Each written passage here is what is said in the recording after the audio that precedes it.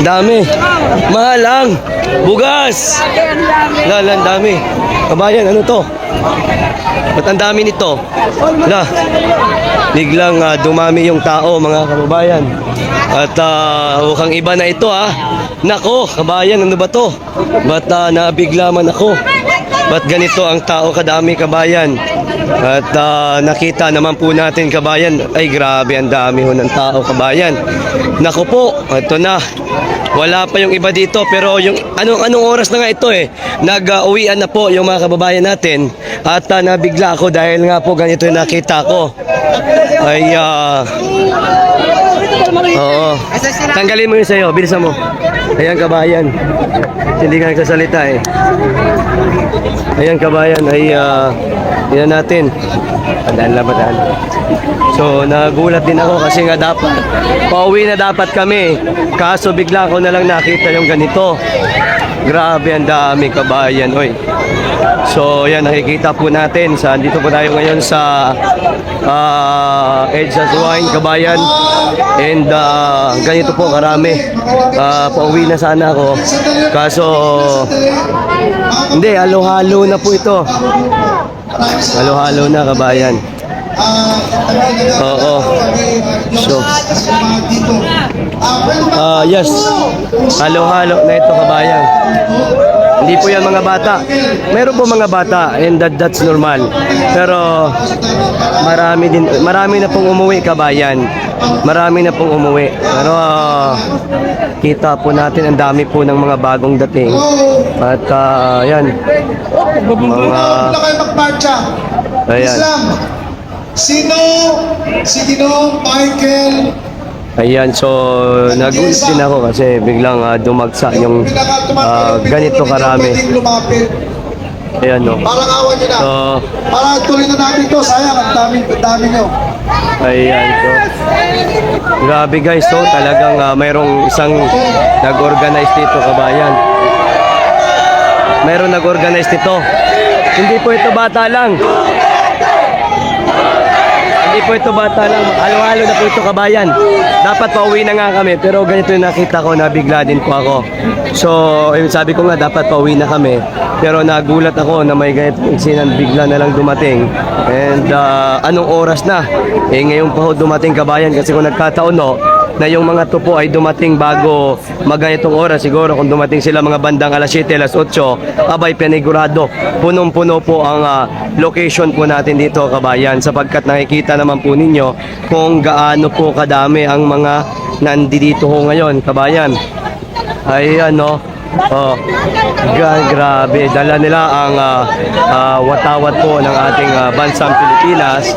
At kita nyo naman yan, kabayan. Yes po, halo-halo na po ito, kabayan, halo-halo na po.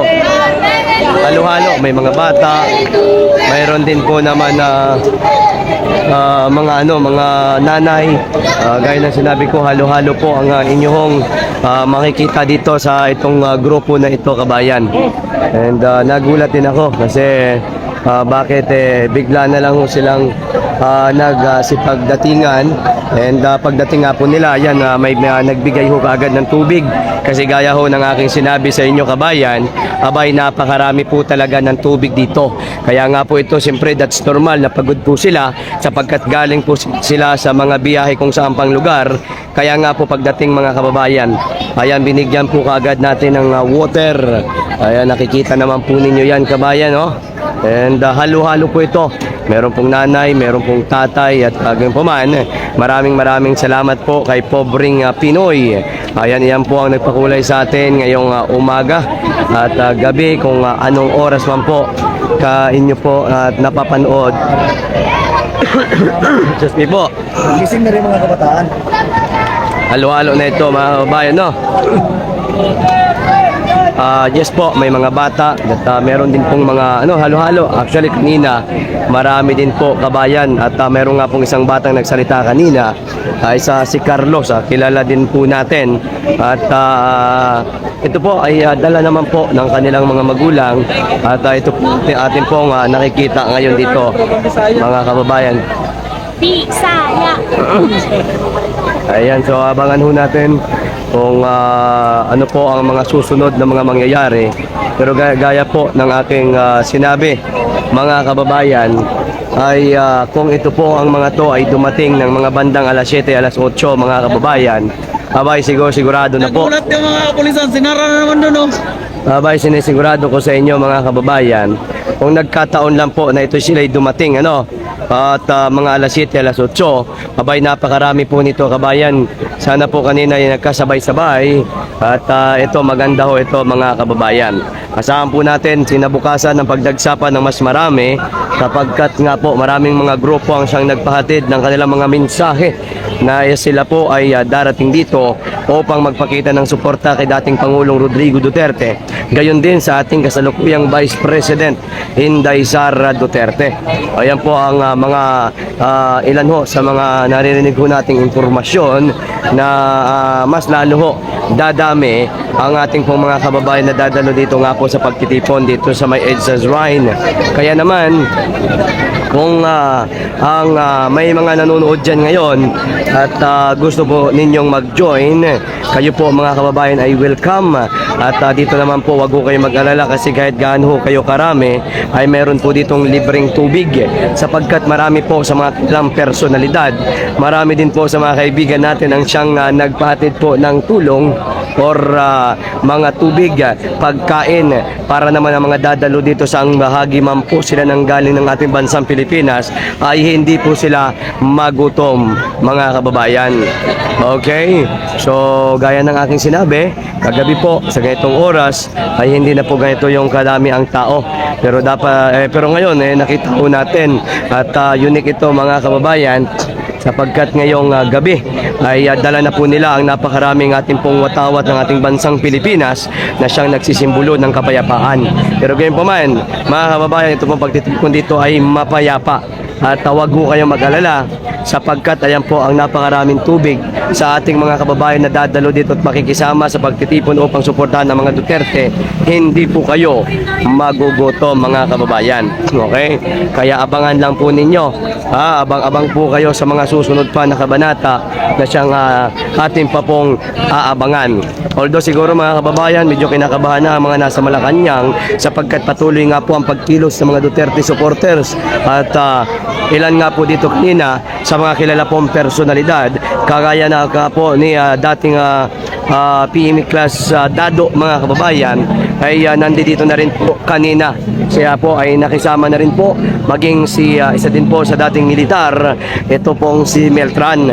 Sila po mga kababayan ay isa po sa mga naging sa panauhin at mga kilalang personalidad na nagsalita nga po dito kabayan sa harap po ng maraming mga Pilipino. Okay? Kaya abang-abang po tayo at ito medyo intense pa ito mga susunod na kaganapan sa mga susunod na araw. Yan po ang ating pong aabangan mga kaibigan. Okay?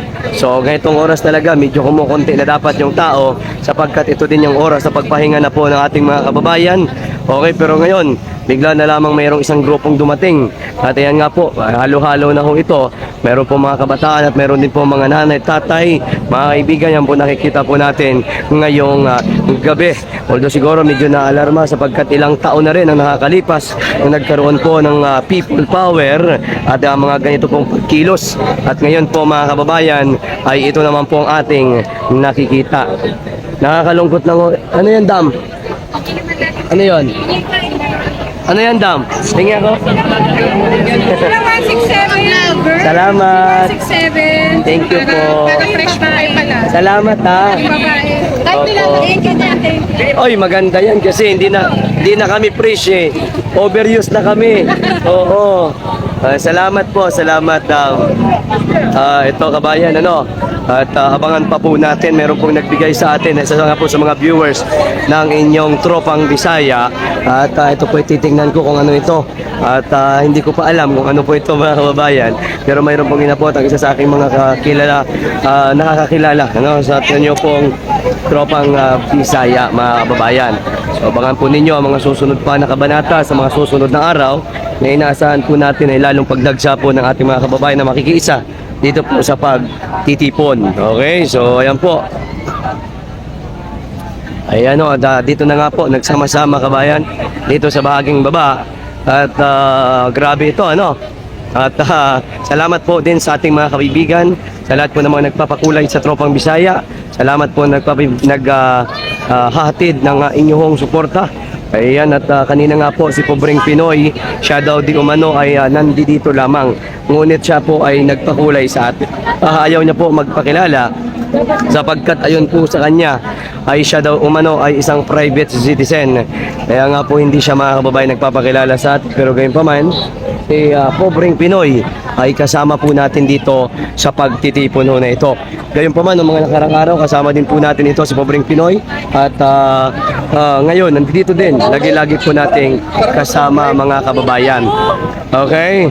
So, sa mga kaibigan po natin, sa mga nanonood ngayon, ay nanyayahan ko po kayo na pumunta pa rin dito bukas upang makisama sa lalo pang mas maging malakas ang ating mga kababayan sapagkat inaasahan po natin na mas dadami pa po ang mga dadalo dito upang magpakita ng suporta. At syempre, lahat po tayo ay tumaasa na maging mapayapa at maging maayos na po ang ating bansa nang sa gayon po ang bawat isa po sa atin ay makapagtrabaho na po ng mas maayos, matiwasay at magkaroon ng magandang kinabukasan ang ating mga anak. Ano? Yan po ang ating mga inaabangan ngayong araw ho na ito, kabayan, hanggang sa mga susunod. Ayan, okay.